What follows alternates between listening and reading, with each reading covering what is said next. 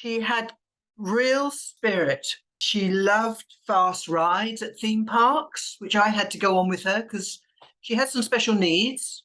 She was diagnosed with high functioning autism when she was 5. She had done judo for quite a long time, was getting all these badges and things. She loved climbing. She did outdoor climbing as well. She was part of a band. That was her passion. I'm not just saying these things because she was our daughter, but she had a really wacky sense of humour, which was great, like teenagers do.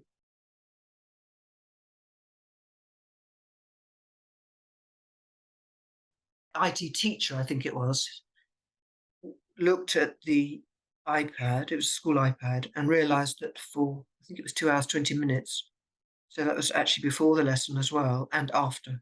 Frankie hadn't been accessing the lesson content at all.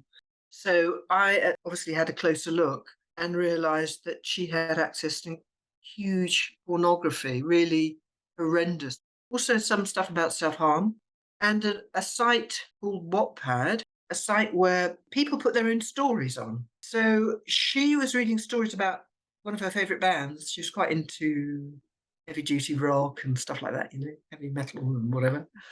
And the last, obviously they're fictional stories, but the last 4 out of 5 stories she read about that band glorified suicide. There were suicides in all of them. And in the last story she read that morning, there were 2 suicides, one of them in a cupboard.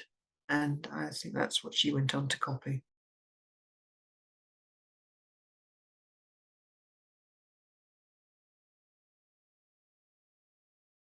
This went on and on and on from all different people, and we couldn't. We thought, how we can't talk to somebody.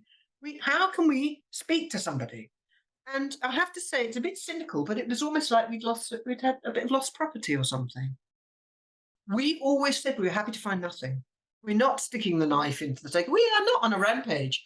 We said right from the start, Andy and I agreed, we would not be bitter and we'd not be revengeful because it would not bring Frankie back and it would do us in.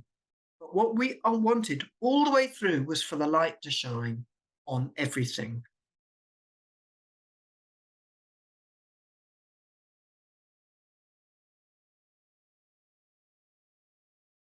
We have written an awful lot to, all government ministers and online, I couldn't tell you how many letters we've written to various people.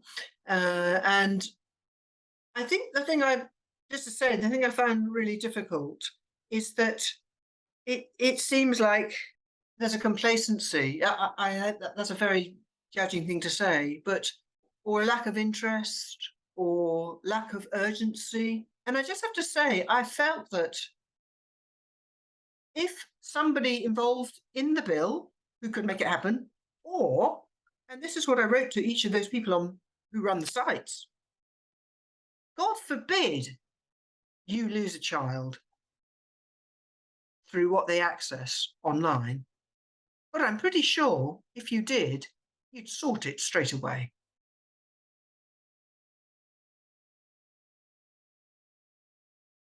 So, we want more than warm words from ministers. That's a totally cynical thing to say. We don't want just a voluntary scheme. We need something now, even if it has to be interim, because the bill won't, and Ofcom won't be able to be involved for years, probably. That it doesn't just cover social media, but all sites that children can access. That there needs to be regulation about algorithms, online content, even if it's legal. It needs to be very carefully checked because it could be harmful, like Frankie's was. It glamorized suicide, and she copied the last one.